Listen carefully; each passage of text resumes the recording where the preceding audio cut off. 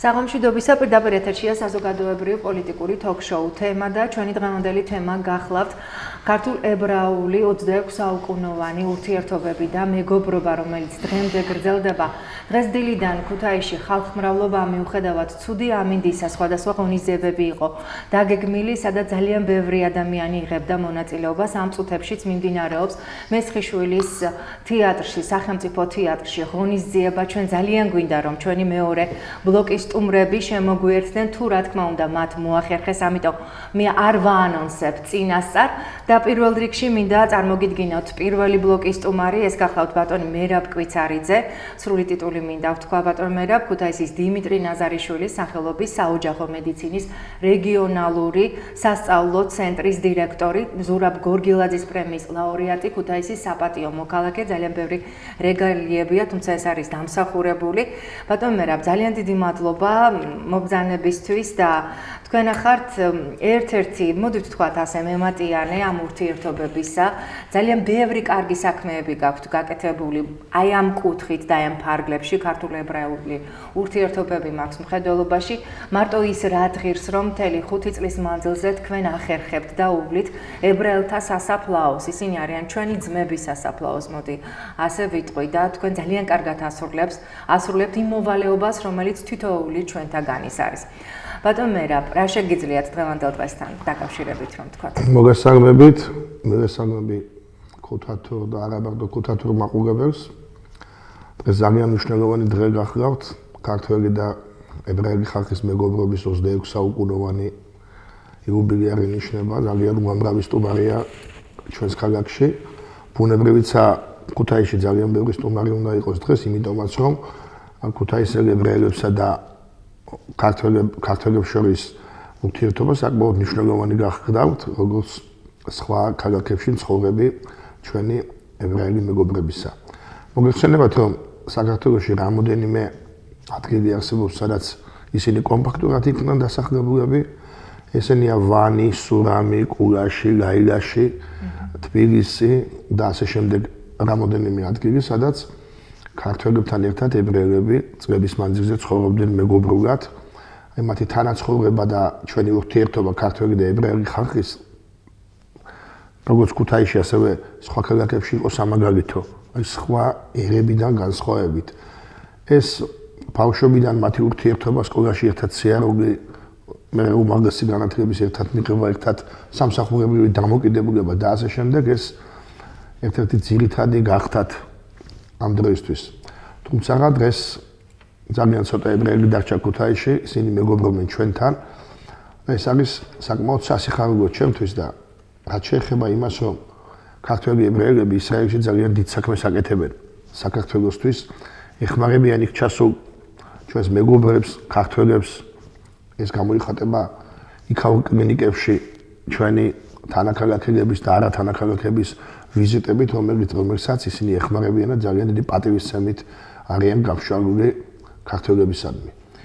რაც შეეხება ჩემს დამოკიდებულებას იმისადმი, რომ რატო აკეთებს ჩვენი კლინიკა და პირადად თქვენი მონამორჩილი ამ საქმეს, ეს პირველ რიგში მეგობრობის ბრალია. მოგეხსენებათ, რომ ჩვენი კლინიკა ცენტრალურ მოედანზე მდებარეობს და ძალიან ბევრი ებრაელი მუშაობდა ექიმები ნაზარიშვილის კლინიკაში, საოჯახო მედიცინის ცენტრში, ყოფილ პირველ კლინიკაში. ჩვენმა დღესაც გვაქვს ამ შესანიშნავ ადამიანებთან ურთიერთობა, ეს მეგობრობის ხიდი არსებობს და ამას დავიწყება არ უწერია.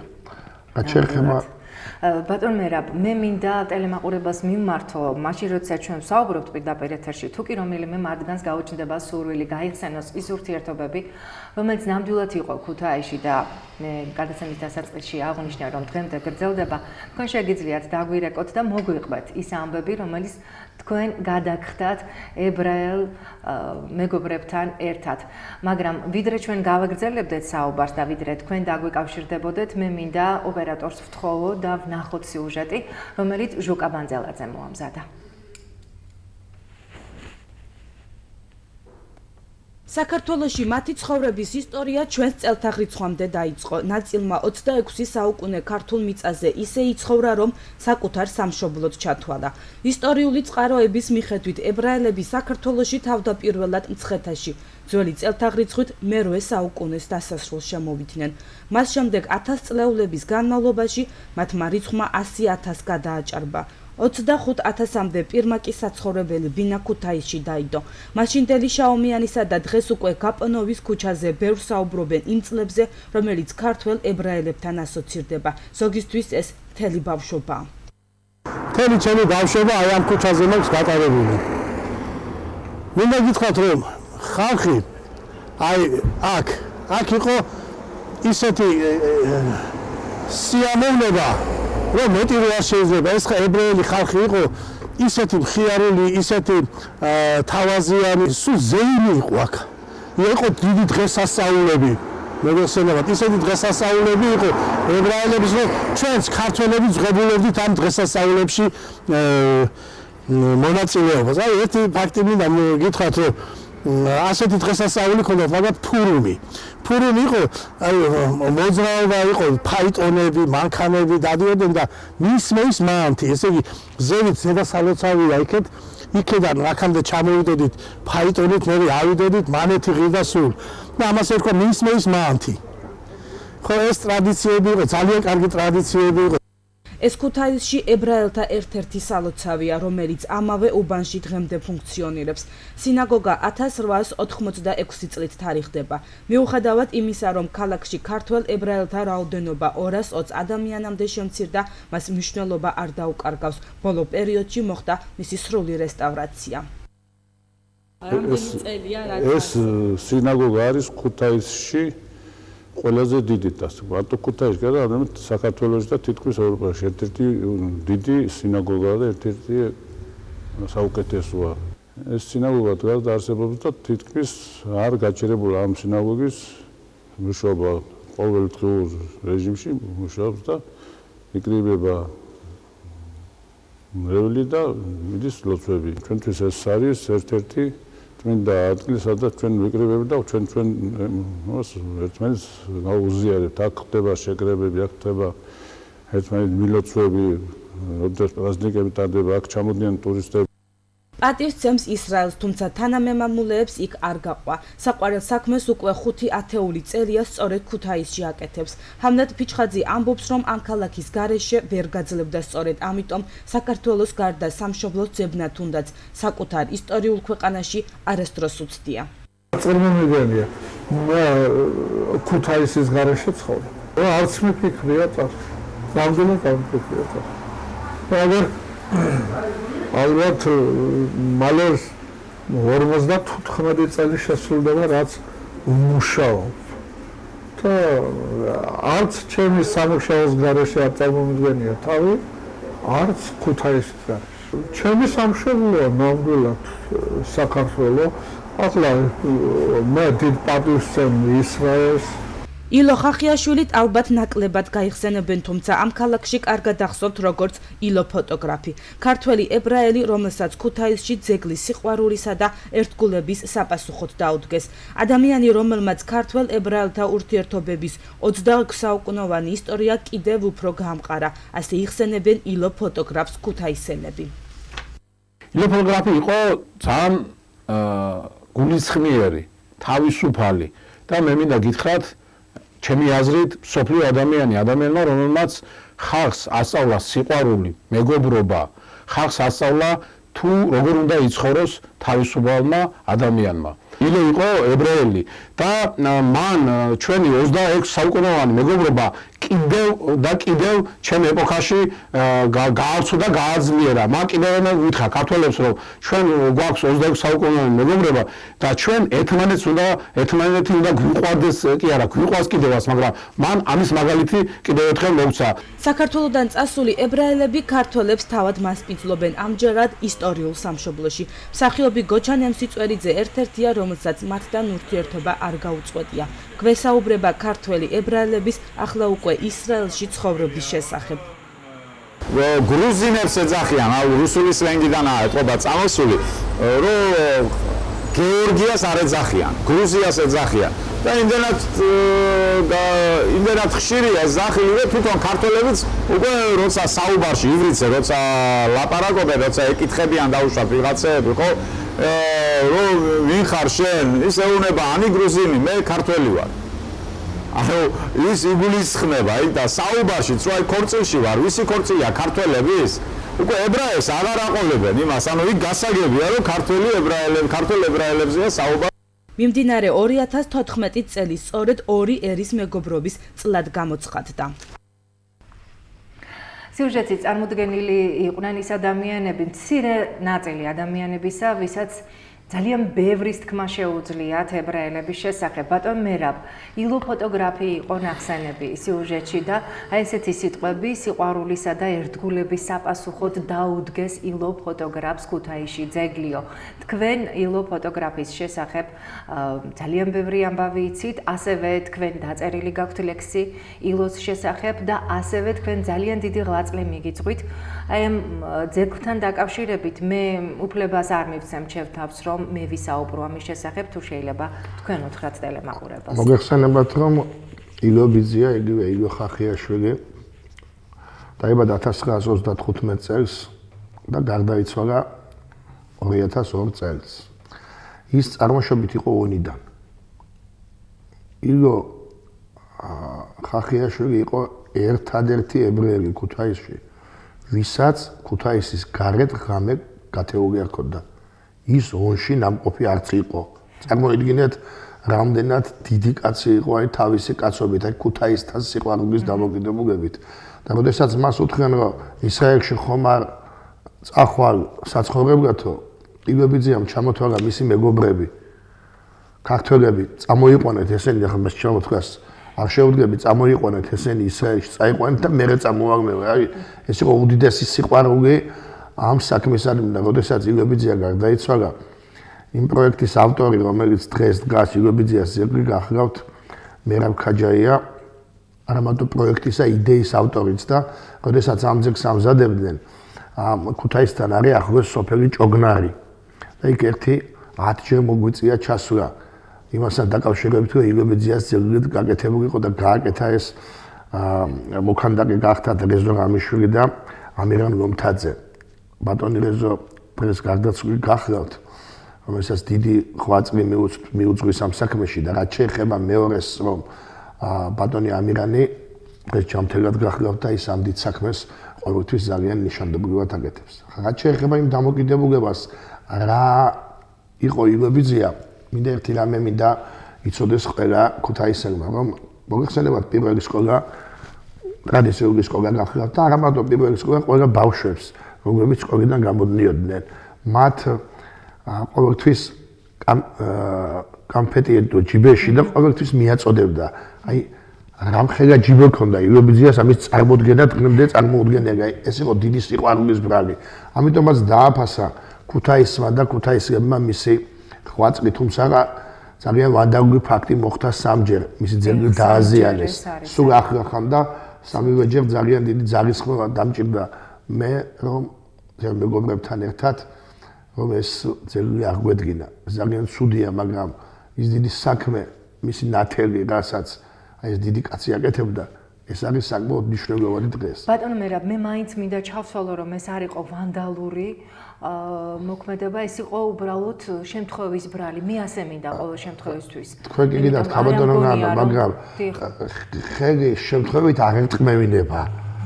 ამიტომ როდესაც ასეთ რაღაცას აზიანებენ, ამას ძალიან მნიშვნელოვანი ყურადღება ჭირდება, თუმცა უკვე ყურადღება ექცევა როგორც ხელისუფლების ხედავ, ასევე ჩვენგანაც ამ შესანიშნავ საქმეს, რასაც მისი მოულა ქვია პირველ რიგში და ეს ყველა უნდა მიიტანოს გულთან. და როდესაც ანალოგიურ საქმეს ჩადის ვიღაცა, მას პასუხი უნდა მოეთხოვოს. ასე არ შეიძლება. რაც შეეხება იმ დღეს, როდესაც ილობიძიას ძეგლი გაიხსნა, დღევანდელ დღესავით მახსოვს, გადასაღებით სიტყვა თქვა ოტია იოსელიანმა. და იქ თქვა, რომ ამ კაცის ღვაწლი, როგორც ფოტოხელოვანისა, როგორც ნამდვილი ქუთაისელისა, არანაკლებია, ვიდრე სხვა გამოჩენილი ადამიანებისა. და იმავე საღამოს უზაც მოვიდა და მე იმ ლექსს წავიკითხავ. მოგის გარეშე არც ერთი სოფლიდან არ მედივარ, როცა ილობეზიას დღეგრძელობა მიწევს. და ამ ლექსშია ნათქვამი ის, რის თქმასაც ახლა მე ვაპირებ. დიახ. ქუთაისის ქუჩებს ახსოვს შემოდგომა ზღაპროგი, მოდის ილო ფოტოგრაფი თავის ზრდილი ქართულით, საბიჭხია ბაღახვარი დარიონში კისროგი, ბაღის კიდეს ვერ ვინიყო შეზიადრე მისოგი, ებრაული ღვთის კურთხევა კიდუში და მოღლიწო, თავზე ფესკა ხელში ჭიქა, განთი ადამიანს მოგისწრო, ადონაი ღმერთის სიტყვა ამინ ღმერთის ხსენება, შენი ცოდის ხებზე კარგად მარტომ ღამის თენება, ციცქნა ჩიტის გამოფრენა, ფიქრი თეთრი ხიდივით, ახლა ჩვენსკენ იყურები დათვარს გვიკრავ ღიმილით, დგახარ, მართლა ძელად გახარ, დღეს კაცობის დარაჯად, სხვა რომ ხთი და ჯარისკაცებს, შენაცმევდი ფარაჯას, წავალ ახლა, დილით მოვალ, თავსავიწყვეტ ნამბავი, რომ მომიყვე ქუთაისის ღამეული ამბავი. და სამწუხაროა ის, რომ ქუთაისის ღამეული ამბავი ერთხელ რომ მომიყვა, ისიც მომიყვა. როგორ დაასახით ჩვენს, მაგრამ ის არ მითხრა ვინ. ის დიდი კაცი, რომელიც მე მინდა აღნიშნო დღევანდელ ეთერში, არა მარტო ჩემი და ყველასი ნორმალური ადამიანის რაზეა საუბარი. ამირან ვემთაძე ჭოგნარში ასეთი კაცი ცხოვრობს, რომელმაც ერთ დღეში ეს საქმე გააკეთა. თავისი ძალის ხმევით და მე მინდა დიდი მადლობა მინდა უთხრა მას. ასევე მე სიამოვნებით გიერთდებით და ეს პატარა საქმე არა და მინდა რომ ეს კაცი დაფასებული იყოს. თავისი როგორც ხელოვანი დაფასებულიო, მაგრამ მინდა რომ ხალხმა იცოდეს, ამ კაცმა რა გააკეთა. მე ახლა ვიტოვებ პირობას, რომ აი ამ ადამიანამდე მიგვიყვანოთ და მე ვთხოვ ქალბატონ თამილას და მე ვიცი რომ ქალბატონი თამილა დაგვეთანხმება და ძალიან კარგ სიუჟეტს გავაკეთებთ ჩვენ. ძალიან დიდი მადლობა ამისთვის. ბატონ მერაბ, ურმესი მადლობა ლექსისთვის. ჩვენს მაგიდაზე დევს ბორის გაპონოვის აი ჟურნალი, რომელიც 80 წლის იუბილე წერია აქა და ბორის გაპონოვის 8 წლი, ბორის გაპონოვი და ვეფხისტყაოსანი და ძალიან მინდა მერაბ კვიცარიძე და ვეფხისტყაოსანი ეს ყველაფერი თქვენ ერთად თქვათ. მოგეხსენებათ იმ დიდი საქმეს, რასაც ვეფხისტყაოსნის თარგმანი ქვია და საერთოდ ვეფხისტყაოსანი ქვია. ამაზე მე ჩემი გართულება მაქვს უბრალოდ და ხშირად მithქვია და ერთხელაც თქვით თქვენი ტელევიზიით და მინდა რომ გავიმეორე რომ დღეს კაცობრიობა რუსთაველის საფრავს ეძებს. ზოგ გონია გელათში, ზოგ სამხრეთ საქართველოში, ზოგს პალესტინაში, ზოგს ისრაელში, ზოგს კიდევ სად. სანამ კაცობრიობა იარსებებს რუსთაველის საფრავს ვერ ნახავს. იმიტომ რომ რუსთაველი იყო ღმერთი. ჩამოვიდა ციდან, დაწერა ვეფხისტყაოსანი და წავიდა წაში. ღმერთებს მიწაში არ ეძებენ. ეს ალეგორიული ხასიათის შედარებით და ამ დიდმა კაცმა რუსთაველმა როცა ნაწარმოები დაიწყო, ჯერთხა რომელმა შექმნა სამყარო, მერე ღმერთო ერთო შენ შექმნო და ამით გვითხრა რომ ღმერთისადმი დამოკიდებულება არა მარტო ქართველისთვის, იმ ზოგად საკაცობრიო განცდისთვის, რასაც საერთოდ ვეფხისტყაოსანი ქვია, საკმაოდ მნიშვნელოვანია. თუმცა 1957 წლის ალექსანდრე ბარამიძის-სეული, კორნელი კეკელიძის და აკაკი შაინძის რედაქციით საიუბილეო გამოშვებაში გახლავთ 1669 სტროფი. 1669 სტროფში ღმერთია ნახსენები. ღმერთის განცდა, სიყვარული, მეგობრობა, რაინდობა და ის ყველაფერი, რასაც რუსთველი ქადაგებდა და მისი თარგმანი პირველად გააკეთა ბორის გაპონოვმა. ძველ ებრაულ ენაზე, სხვათა შორის ეს კაცი 1969 წელს გახდა მწერალთა კავშირის წევრი. შესანიშნავი კაცის დომენტი ახობაძის რეკომენდაციით და ეს პატარა საქმე არ გახდათ მაშინ, საკმაოდ მნიშვნელოვანი საქმე გახდათ და აქ ის არის რომ ეს კაცი მარტო ვეფხისტყაოსანს არ თარგმნიდა. მან დაიწყო ჯერ ქართველი პოეტების თარგმნა რუსულ ენაზე. სხვადასხვა პოეტების და წარმოჩენა. ესეც საკმაოდ მნიშვნელოვანია, მაგრამ ვეფხისტყაოსნის თარგმანი ებრაულ ენაზე ეს არის ფასდაუდებელი შრომა. ამიტომაც ქუთაისმა და არა მარტო ქუთაისმა და იმ დიდმა საქმემ, რასაც მისი ძეგლის დააფასა ეს სიტუაცია და მისი ძეგლის გახსნის საკითხები დადებითად გადაწყდა და ეს საკმაოდ მნიშვნელოვანი გახლავთ. რაც შეეხება მეორე თემას, ის რომ ქართველ ებრაელებს ეს ურთიერთობები დღეს შენარჩუნებული აქვთ, ეს მარტო მათი ბრალი არ არის. ბრალი რა თქმა უნდა ბჭყალებში. ეს ქართველებთან მათი ურთიერთობის და იმ დიდი მეგობრობის ბრალია, რომელიც წლების მანძილზე არსებობდა.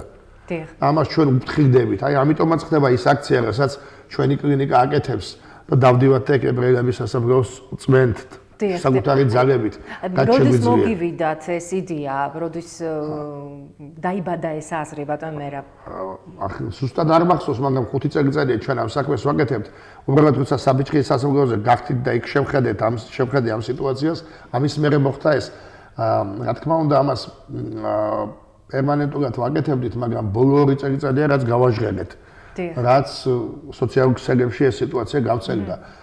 ეს რა თქმა უნდა ჩვენი კლინიკიდან ერთჯერადი არ იქნება, ამას ვაკეთებთ.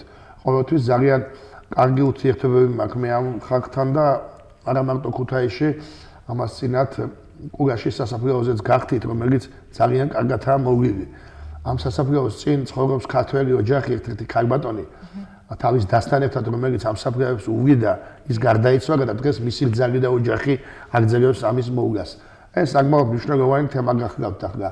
ყოველგვარი რაიმე ზედმეტი ეს არის ანგარების გამო, ეს არის სიყვარული, ერთგულება, თავდადება, არ ვიცი, ეს არის სწორედ 26 საუკუნოვანი ურთიერთობა, ხომ ბატონო მერაბ? ამბობენ საკმაოდ ნორმალურ ტექსტს იმისათვის, რომ სიკეთე გაიარე, ქვაზე დადები წინ დაგხვდება. მე ვამბობ, სიკეთე ქვაზე არ უნდა დადო. 2 მილიონი ქვა აგდია ქუჩაში, სად ეძიოს კაცმა? ქვაზე ეძიოს, პირდაპირ მიუტანენ და მიეცი. საქმის გაკეთება თუ გინდა, ამას არ ჭირდება არანაირი განცდა, უნდა ადგე და გააკეთო. თავადია გაკეთება უნდა გინდოდეს. და როცა რაიმე საქმეს აკეთებს, პირველ რიგში უნდა გიყვარდეს ამ საქმის გაკეთება. ისე საქმეს ვერ გააკეთებ. და დათათუთაშხიას ქვეყანაში კაცს სიყვარულის განცდა, აი საქმე როგორ უნდა უყვარდეს, ის რო შეგეშლება და ვერ მიხვდები, ეს ძალიან ცუდია. ამიტომაც ვარ ჩვენ ამ თაობა, ჩვენი უკანა თაობა, დღევანდელი თაობაც, ამიტომ უნდა მივიდეს ვეფხისტყაოსანთან. ამიტომ უნდა იცხოვრო შოთასეულად, რომ იქ იმდენი სიბზნე წერია, იმდენი რამე წერია, რომ ყველა წიგნში არა ერთად და ორი ნაწარმოები იწყება ღმერთისხენებით, ბიბლია და ვეფხისტყაოსანი. და როცა ვეფხისტყაოსანი ღმერთისხენებით იწყება და ვიმეორებ ყველა სტროფში ღმერთია, მისი ავტორიც ღმერთია ჩემი აზრით. კი ბატონო, ბატონ მერაბ, ჩვენ როდესაც სიუჟეტს ვაკეთებდით, რომელიც გადაცემის დასაწყისში ვაჩვენეთ, ძალიან ბევრს ჰქონდა სურვილი, რომ აი ამ სიუჟეტის ერთ-ერთი გმირი ყოფილიყო. ესენი იყვნენ ჩვენი თაობის ადამიანები და ძალიან კარგად იციან ქართულ ებრაული ურთიერთობები ჩვენზე უფროსი ასაკით ადამიანებმა. საინტერესოა, რა უნდა მოხდეს, მე მესმის ის ღონისძიებები, რომლებიც არის დასახული დღესაც იმართება, აი ამ წუთებშიც მიმდინარეობს, კიდევ ერთხელ აღვნიშნავ. მაგრამ ეს არ არის საკმარისი. კიდევ რა უნდა გაკეთდეს იმისათვის, რომ მომავალმა თაობამ შეინარჩუნოს ის ურთიერთობები, რომელიც ჩვენ აქამდე მოვიტანეთ, ჩვენმა წინაპრებმა მოიტანეს. ერთი რამე უნდა გითხრათ ქაბატონო ნანა, აი ამ სასაფლაოსთან დაკავშირებით, როდესაც ეს გავაკეთეთ და სოციალურ ქსელში ნახეს, ერთადერთი კაცი, ვინც ჩამოვიდა ისრაელიდან, გახდა დანიელ ჩიკვაშვილი, ანუ იგივე დანიელ ჩიკო. მოვიდა სპეციალურად ჩემთან სამსახურში და მადლობა გადამიხადა. ეს პატარა საქმე არა, მას გაუხარდა. ჩამოვიდა სპეციალურად და მანამდე დამირეკა, მადლობა მითხრა და მე მითხრა, რომ მე მოვდივარ ქუთაისში, რომ თქვენ მადლობა გითხრათ. ეს არის საკმაოდ მნიშვნელოვანი. მე ვიჯდი ახლა სტუდიაში. და ჩიტო ბუზიაშვილის სახელი არ ვახსენო. კი ბატონო. ცხონებული ჩიტო ბუზიაშვილი, რომელმაც ძალიან ბევრი ქუთაისელი, ქართველი, არა მარტო ქუთაისელი და ებრაელი სიცოცხლეს გადაარჩინა. და ის იყო ექიმის სახე და ძალიან ჭეშმარიტი ადამიანი, რომელმაც ის დიდი სიყვარული დატოვა, რომ დღესაც ჩვენი კოლეგებია, ჩემი უფრო უფროსები იმ დიდ საქმეს აგრძელებენ, რაც ჩიტობიძიას ხელიდან წამოვიდა. ეს და ბევრი სხვა გვარების ჩამოთვლას არ შეუდგები უბრალოდ. აი ესაა უბრალოდ გასაკეთებელი და უფრო ჩვენმა თაობამ ეს უნდა იცოდეს და იცის კიდევაც. აი მომავალი თაობისთვისაა ეს აუცილებელი. ამიტომაა ეს დღეები საჭირო, ამიტომაა ძეგლის გახსნა საჭირო, ამიტომაა ბავშვებისთვის, თუნდაც ამიტომ კი არა მე ვარ ამ გადაცემაში დღეს. ამიტომ ამ გადაცემების ყურება საჭირო აუცილებელი ახალგაზრდობისთვის. რომ ესე იგი ეს ტყუილა არ ხდება. აი ესაა მთავარი მომენტი. ანა ჩემოდა სხვანაირად არ შეიძლება რა. სხვანაირად უბრალოდ არ შეიძლება ურთიერთობა. აი მე როდესაც თამარ გვერდწითელი მღერის სიმღერას. ესე იგი სიცხე მიწევს. არ დამიჯერებთ, მაგრამ სიცხე მაქვს დაახლოებით შეიძლება 40-მდე სამიწიოს. იმდენად ცუდად ხდები. როდესაც იმდენად კარგია რომ ცუდად ხდები. ხო, იმდენად კარგია რომ ცუდად ტელემაყურებელი შეცდომაში განსთამაკ სასაუბრე და ხა. ქალბატონი თამარი როცა მღერის ეს ჩემთვის არის წარმოუდგენელი. რა ჰანგები მოდის ამ დროს, მაგრამ თვითონაც რომ განიცდის და შენც ამ განცდის ქვეშ ყავხარ, ამას განსაკუთრებული მნიშვნელობა აქვს რა და ესა ჩვენთვის და ყველა ჩვენთაგანისთვის საკმაოდ მნიშვნელოვანი. კი ბატონო, როგორც მანიშნებენ პირდაპირ ეთერში ზარია თუ არ ვცდები და თუ კი არის ტელემაყურებელი ხაზზე შემოგვიერთდება, გისმენთ თქვენ პირდაპირ ეთერში ხართ. როგორც ჩანს გავიდა ტელემაყურებელი, აუცილებლად დაგვიკავშირდით, თუ კი რა თქმა უნდა კიდევ გაგიჩნდებათ სურვილი. რაც შეეხება სხვა ურთიერთობებს, ბატონ მერაბ, როგორც ეკონომიკური თვალსაზრისით, ასევე სამედიცინო კუთხით, ჩვენ ვიცით რამდენად განვითარებული ქვეყანა არის ისრაელი და აი ჩვენი სამომავლო ურთიერთობები ამ კუთხით როგორ შეიძლება? პირველი ის რომ ქუთაისთან დაძმობილება ქალაქების ეს საკმაოდ მნიშვნელოვანი როგორც ეკონომიური, სავაჭრო, პალატის, ასევე სამედიცინო კუთხით, უნივერსიტეტის კუთხით და ასე შემდეგ ეს საკმაოდ მნიშვნელოვანი თემებია, რომელსაც უკვე საფუძველი ჩაყრილი აქვს და ვიცი რომ კეთდება და დღეს ეს იუბილე არც ყველა არ ტარდება. ხაბატონ ნანა, მაგრამ საქმე ის არის რომ ეს ქვეყანას რომელიც სწავლისადმი არის ორიენტირებული, განათლებისადმი არის ორიენტირებული, ამას საკმაოდ მნიშვნელობა აქვს. რაც შეეხება ებრაელების ისტორიიდან გამომდინარე, მათ ყოველთვის გამომუშავებული აქვს თავდაცვის პრინციპი. დიახ, და დიახ. ეს თავდაცვის პრინციპი იცით რატოც?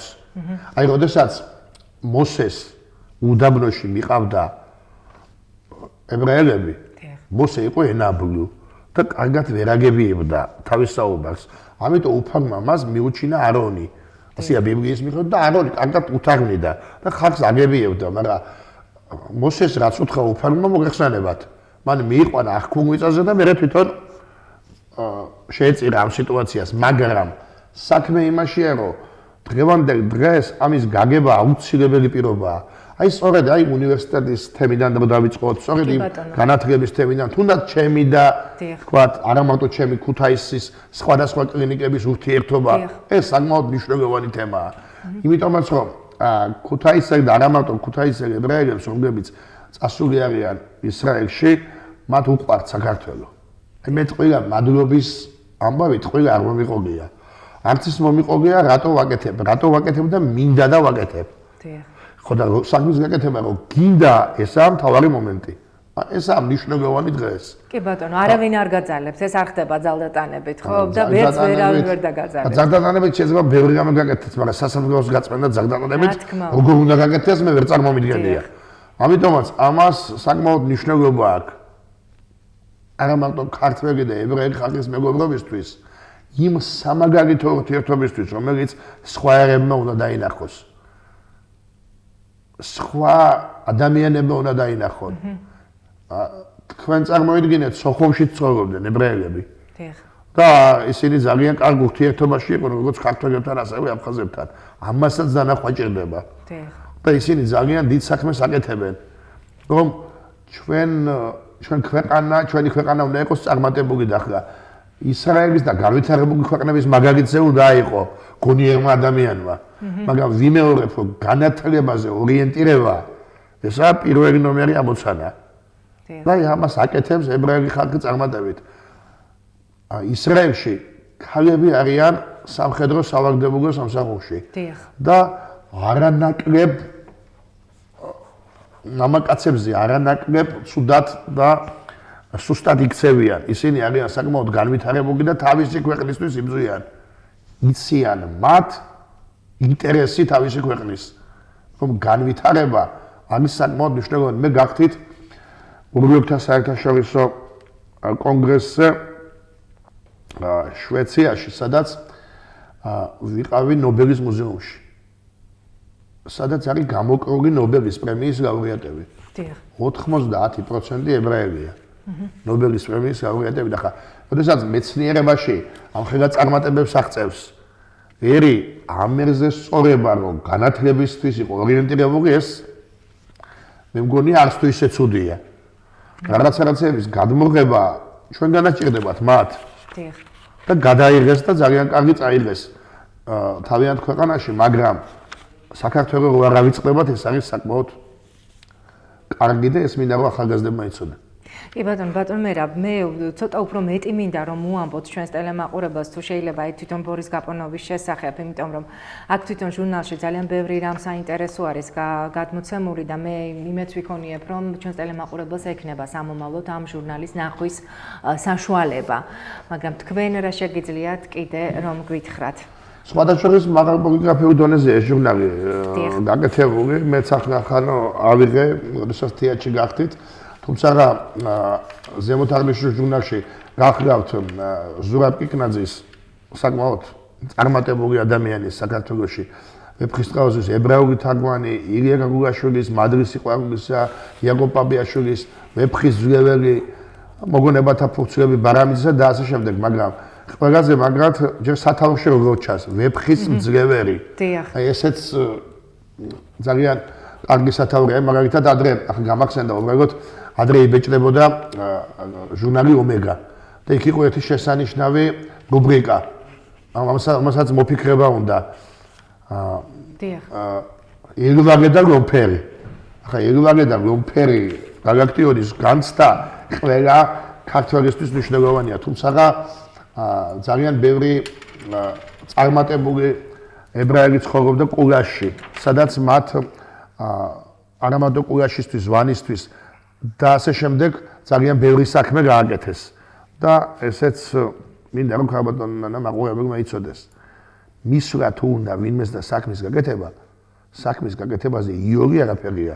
თავარია საქმის გაკეთება უნდა გინდოდეს. კი ბატონო და ბატონ მერაბ საქმის გაკეთება უნდა, სწორედ ამიტომ აკეთებს იმ ძალიან კარგ და სასიკეთო საქმეებს, რომელზეც ისაუბრა გადაცემის პირველ ბლოკში. ჩვენ გადაცემაში არის სარეკლამო ჭრა, რამდენიმე წუთში კვალპირდაპირ ეთერში დაბრუნდებით.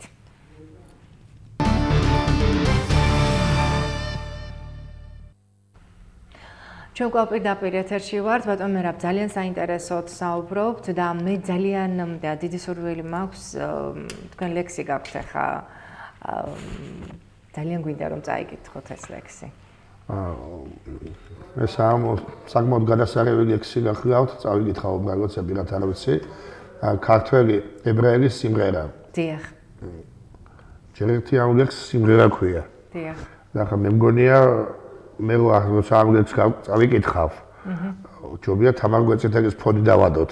იმდენად კარგად მღერის. კი ბატონო. და მისი სიმღერა ერთი და მეორე ორი მიწა მიანდერძეს დასაცავად დედულეთში მესიზრება მე მამული სასიმღეროთ უტკბილესი ქართული მაქვს სალოცავად სათაყვანო ებრაული დაგორდება განშორების ცხელი ცრემლი იდუმარი ხმა მალამოთ მეორდება იქაც შენი საქართველოს სალოცავი და სულმნათი შოთას ლანდი გელოდება რა ვქნა თუ კი სისხლის ხევილს ვაყურადებ ვერც შენ გტოვებ მეგობარო მე ცოდვილი ისრაელი ჩემი დედა სამშობლოა საქართველოს სულზე ტკბილი დედობილი მე ივერთა ჭირვარამი ჩემად მიჩანს ჩვენი ძმობა ფიც ვერცხშია მოჭიქული სიონის და სინაგოგის მრევლთა შორის მშვიდობა და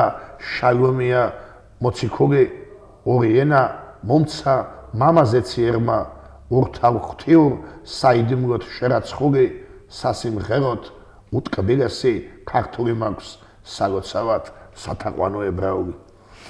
ამ ლექსის ავტორი არის ამირან კალაძე, სხვათა შორის ძალიან მომწონს ყოველ შემთხვევაში და არა მარტო ჩვენ მოგწონთ მე და თქვენ. კი ბატონო, ძალიან ცნობილია ეს ლექსი და ძალიან გვიყვარს ეს ლექსი, ასეთ შეგვიძლია ვთქვათ. შოთა რუსთაველი, შოთა და მე უნდა შეგეკითხოთ აუცილებლად ჯვრის მონასტერი იერუსალიმში, შოთა რუსთაველის ფრესკის აღმოჩენა ირაკლი აბაშიძის ორგანიზებით და ძალისხმევით ხელმძღვანელობა იმ დელეგაციის, რომელიც ჩავიდა ისრაელში და შემდეგ უკვე განვითარებული არასასიამოვნო პროცესები, რაც ფრესკის დაზიანებას მოჰყვა. თუ შეიძლება ამის შესახებ რომ გვიამბოთ.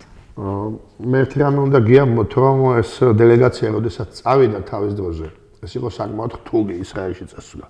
იმიტომ რომ მაშინ მოგეხსენებათ საბჭოთა კავშირი იყო. ერთიან ძმურ ოჯახში ცხოვრობდა 15 რესპუბლიკის ხალხი და იმ რეჟიმს, რასაც კომუნისტური რეჟიმი ერქვა, ასე იურად საზღვარგარეთ ხალხს ვერ უშვებდნენ. თუმცა მოხერხდა ის, რომ წასულიყო დელეგაცია, შესანიშნავი წიგნის დაიწერა ამასთან დაკავშირებით და იქ აღმოჩენილი იქნა შოთა რუსთაველის ფრესკა, რომელსაც სათუთად უვლიდნენ რამოდენიმე ხნის განმავლობაში. შემდეგ და იცით რომ ბერძნები არიან ამ მონასტერში და ეს ამ ფრესკის დაზიანება მოხდა. ახლა ვერ ვიტყვი ვის მიერ, მაგრამ ვისაც ევალება მოვგა, იმან კარგად უნდა მოუაღოს, ხო? ხოსრობს ლაპარაკობ. თუმცა არ მინდა ეწყინოს ჩვენ მოძმე ბერძენ ხალხს და სხვა ეროვნების ხალხს. კონსტანტინე გავსახურდიას ვერავინ ასწავლიდა იმ ურთიერთობებს, როდესაც გიორგი მეფეს ათქმევია. ამერმა ეს წაგვართვა ბერძნებმა ენა წაგვართვენ და ასე შემდეგ. ყველა ცდილობს ამ ქართულის მითვისებას.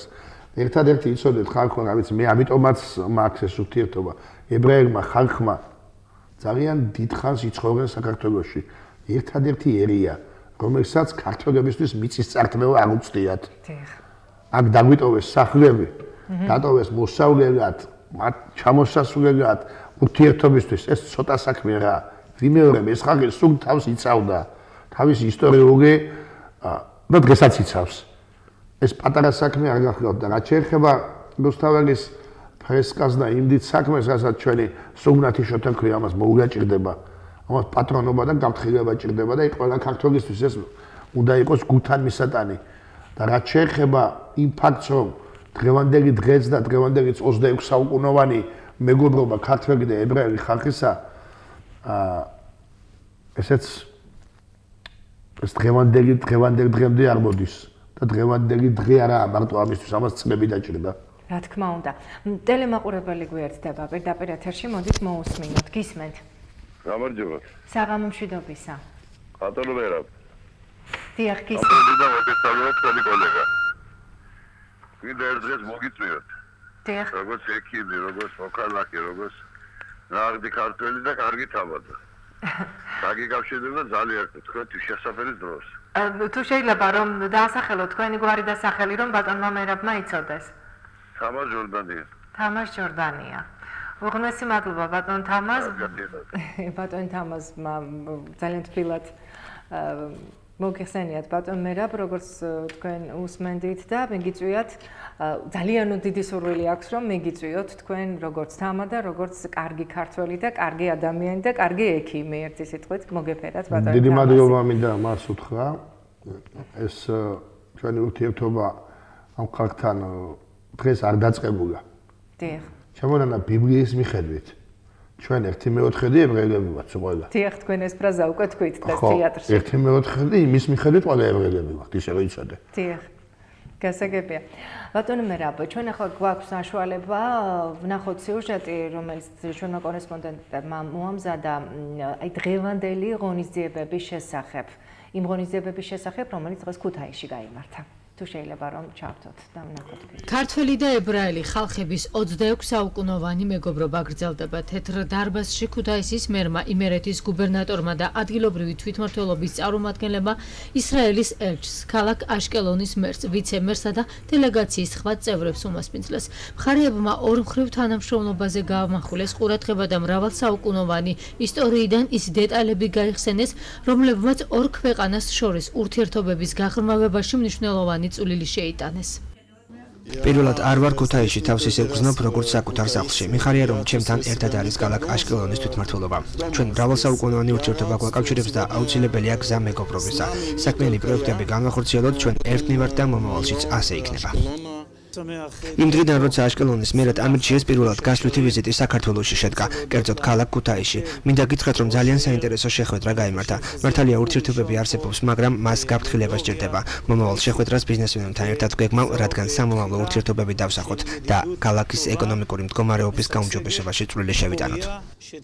2014 წელი საქართველო ისრაელის მეგობრობის წლად არის გამოცხადებული. ქვეყნის მასშტაბით პროგრამის ფარგლებში მრავალი ღონისძიება მოეწყო. ამ კუთხით ქუთაისშიც არაერთი ღონისძიება დაიგეგმა. 26 საუკუნოვანი მეგობრობა აღინიშნება და ეს წელი არის ქართველებრივ ხალხთა შორის მეგობრობის აღნიშვნა პრემიერის ინიციატივით და არა მხოლოდ ცენტრალურ დონეზე, არამედ რეგიონებში ადგილობრივ დონეზეც ჩვენ გადავწყვიტეთ, რომ ღონისძიებები გაგვემართა. ჩვენ დავიწყეთ ეს მაისში, შემდეგ უკვე მიწვეული ვიყავით ჩვენ დაძმობილებულ ქალაქ აშკელონში. ეხლა დელეგაცია აშკელონიდან იმყოფება საქართველოში და ესაა ძალიან მნიშვნელოვანი, იმიტომ რომ იგივე იქ სტუმრობის დროსაც ჩვენ ნახეთ ათასობით ქართველი ებრაელი, რომელიც ცხოვრობს საქართველოში. და ამ ურთიერთობების დაკარგვა არ შეიძლება, დანაშაულად შეიძლება იყოს საქმული, რომ ჩვენ ეს ყველაფერი დავივიწყოთ. ამიტომაც ჩვენ მაქსიმალურად უნდა გავაღრმავოთ ეს ურთიერთობები. ოფიციალური შეხვედრის შემდეგ მხარეებმა ერთმანეთს სამახსოვრო საჩუქრები გადასცეს. ქუთაისის გარდა დელეგაცია იმერეთის სხვა ქალაქებსაც ესტუმრება.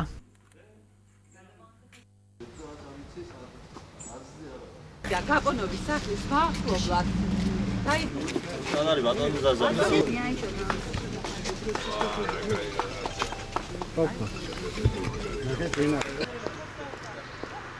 איך אומרים לתרגם? בעברית. საქმე იმაშია, რომ 44 წლის წინ თბილისიდან მე გავაცილე სხვებთან ერთად. ჩვენ ვიყავით სოლოლაკში სამადლოს რესტორანში და აი იქ აღინიშნა მისი დამსახურება. მაგრამ არავინ არ იცოდა, რომ წავიდოდა და ამ კეთილშობილურ საქმეს დაიწყებდა. ისე რომ დღეს ბედნერები ვარ და მე ხელი ჩამოვართვი 44 წლის შემდეგ ამ დიდებულ პიროვნებას. მადლობა ყველას. მე მიმაჩნია, რომ ესეთი თითოეული შეხვედრა, ესეთი სიმბოლური ღონისძიებები ჩატარება დღეს აღმავებს იმ ურთიერთობებს, რაც ჩვენ გქონდა უდიდგანე ქართველებს და ებრაელებს და დღესაც მე გამოთქვი სურვილი, რომ ეს ურთიერთობები ხვალ აუცილებლად უნდა გადაიზარდოს ახალ პროექტებზე. ხვალ უკვე უნდა ჩამოვიდეს აქ ბიზნეს წრეები, უნდა ჩამოვიდეს ის ადამიანები, ვინც მაქსიმალურად ხელშეწყობას გაუკეთებენ არა მარტო ქუთაისის განვითარებას, არამედ იმერეთის სხვადასხვა რეგიონების განვითარებას. მე მგონი ყველა ადამიანმა იცის, რომ ბორის გაბონოვი ცხოვრობდა ქუთაისში, მიუხედავად იმისა, რომ არ იყო დაბადებული აქ და მან გააკეთა ძალიან დიდი რამ. ეს არის ჩვენი საგანძური ვეფხისტყაოსანი თარგმნა ივრითულზე და ესაა საუკეთესო შესრულება, ანუ სოფლიოს მისცა საშუალება, რომ კიდე ერთ ენაზე გაცნობოდა ამ მნიშვნელოვან, რა თქმა უნდა, ჩვენთვის ძალიან ღირსეულ ნაშრომს. ამისათვის ჩვენ იმ უბანში, სადაც ის ცხოვრობდა, იქ სადაც არის სინაგოგა, გავაკეთეთ და გაიხსნა დღეს საკმაოდ საინტერესო ექსპოზიცია. იდიაკოტის ჩვენს გუბერნატორს, როდესაც იყვნენ სტუმრები ჩამოსულები 6 დაახლოებით 6 თვის წინ, მაშინ გაჩნდა ეს იდეა და დავიწყე კომპოზიციაზე მუშაობა. დაახლოებით 5 თვეა რომ მუშაობთ. კომპოზიცია ნახეთ ალბათ უკვე ეს არის გაკონოვის ახალგაზრდობის ქანდაკება, როდესაც მას მოუვიდა აზრად თარგმნა ვეფხისტყაოსნის და ის ეპიზოდი მაქვს გაკეთებული. ის გადამღები ჯგუფი დღეს მთელი დღის მანძილზე მუშაობდა და ისინი იყვნენ აი ამ ღონისძიებების თანამონაწილენი. ბუნებრივია ეს მხედველობიდან არ გამორჩათ აშკელონის მერსა და აშკელონის ვიცემერს შიმონ უთამანსა და შაბთაი ცურის და მათ ძალიან დიდი სურვილი ჰქონდათ, რომ დღეს ჩვენთან მოსულიყვნენ პირდაპირ ეთერში და ახლოს უნდა დოთ ქალბატონი თამარის გაცნობა. თუმცა მე მესმის, რომ ისინი ვერ ახერხებენ მოსვლას, რადგანაც ამ წუთებში ღონისძიება მიმდინარეობს, ასე რომ როგორც დაგვიკავშირდნენ ახლა და შეგვატყობინებს, რომ ვერ ახერხებენ და ბოდიში მოიხადეს და გამოთქვეს სამომავლო ურთიერთობებისთვის სურვილი და ისინი დაგვირდნენ, რომ სამომავლოდ აუცილებლად მოვლენ პირდაპირ ეთერში. ასე რომ ეს სიამოვნება ჩვენს ტელემაყურებელს მომავალში აუცილებლად ელოდებათ. ბატონ მერაბ, დღეს თქვენ ახართ ახლა ჩვენი გადაცემის საპატიო სტუმარი და მე ძალიან დიდი სურვილი მაქვს ისაუბროთ იმ ჟურნალისტ შესახებ, რომელიც ავთონიკოლეიშვილის ძალისხმევით დაარსდა, ჟურნალს ნოსტალგია აქვია, თუ არ ვცდები. აი, რა შინაარსის არის ეს ჟურნალი? ბატონი ავთანიდეგი საკმაოდ წარმატებული მეცნიერი გახლავთ, მარტო ჟურნალი არ დაარსებულა და მარტო ჟურნალზე არ არის საუბარი, აქ არის ის, რომ მას ძალიან ბევრი კვლევები აქვს ემიგრანტულ პოეზიაზე საერთოდ და ემიგრანტების შემოქმედებაზე და მათ შორის ებრაელებზეც. ამ ჟურნალში ხდება დაბეჭდა სხვადასხვა ლექსების გახსენება, ხდება რამოდენიმე პიროვნებების და საკმაოდ ნორმალური ჟურნალი გახდა და ეს ერთ-ერთი წარმატება ჩვენი ქალაქისა, რაც შეეხება ერთი რამე მინდა გავიხსენო, ქალაქში რამოდენიმე ხნის წინ გახდათ ჩამობრძანებული რამოდენიმე პიროვნება, ერთი გახდათ შოთა წვენიაშვილი, ზესტაფონიდან, რომელიც ქორეოგრაფი გახლავთ, და ჩვენი რამოდენიმე მეგობარი და ასევე გახდათ ენათ მეცნიერი, საკმაოდ ცნობილი მეცნიერი იცხაკ დავითი. თქვენ მოგეხსენებათ ჩემი პროექტის შესახებ საქართველოს წელს ვეფხისტყაოსანს და ერთი სტროფის დაწერა იცხაკ დავითსაც მოუწია და როდესაც ჩემ კაბინეტში გახდით მე ვთქვი ბატონო იცხაკ ერთი შეკითხვა მაქვს თქვენთან თქო რა იყო შემეკითხა და მე ვთქვი რამდენი ენა იცით თქო 18 ენა ვიციო ბატონო მერებო მე ვთქვი ერთი შეკითხვა მაქვს თქვენთან სიზმარს რა ენაზე ნახულობ თქო ხო და სიზმარს ქართულათო მართლა ეს პასუხი ადამიანი იმეროვნებისაა და ეროვნებაზეც აზროვნებს და სიზმარს ნახულობს ეს სიზმარი იმ დროს როცა შენ ენაზე გაბარაკობ და ამ შემდეგ და სიზმარშიც ხდება ასე რაც შეეხება იმას რომ ისრაელი ჩემი დედასამშობლოა საქართველოს სულზე ტყვილი დედობილიო ეს არის ყველაფრის თქმა რაც უნდა თქვას როგორც ქართველმა ასე ებრაელმა ხალხმა მაგრამ ერთი რამეც მინდა ვთქვა თან ყველაფერს ვეღარ გეტყვი ღვთისფერო იავნანას ვერ მღერიან ძიძები იავნანა დედამ უნდა გიმღეროს ამასაც არსებითი მნიშვნელობა აქვს და ამიტომაც ისინი დედასამშობლოში არიან დღეს თუმცა ორი სამშობლო აქვთ რა თქმა უნდა და რომელია პირველი და რომელია მეორე ეს არის მათთვის განცდისეობი და ხანდახან საქართველოს პირველ სამშობლოთაც მიაჩნიათ. ესაა 26 საუკუნოვანი მეგობრობის წარმატება. კი ბატონო. უღრმესი მადლობა ბატონ მერაბ საინტერესო საუბრისთვის. მე ვფიქრობ რომ ტელემაყურებლისთვისაც ძალიან საინტერესო იყო ჩვენი დღევანდელი გადაცემა და ბატონ მერაბის სტუმრობა ჩვენთან ეთერში. მე მინდა შეგახსენოთ რომ ჩვენი გადაცემის სტუმარი გახლდათ ქუთაისის დიმიტრი ნაზარიშვილის სახელობის საოჯახო მედიცინის რეგიონალური სასწავლო ცენტრის დირექტორი, ზურაბ გორგილაძის პრემიის ლაურეატი, ქუთაისის საპატიო მოქალაქე მერაბ კვიცარიძე. კიდევ ერთხელ დიდი მადლობა ბატონ მერაბ, მადლობა თქვენ რომ იყავით ჩვენთან ერთად, მე გემშვიდობებით ნახვამდის.